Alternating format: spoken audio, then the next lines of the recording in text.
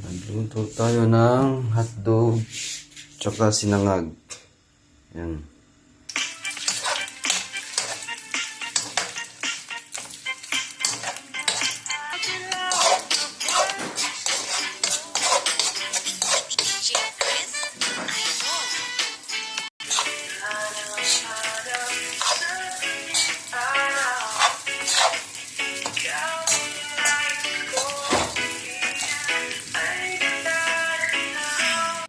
Luto na ang almusal.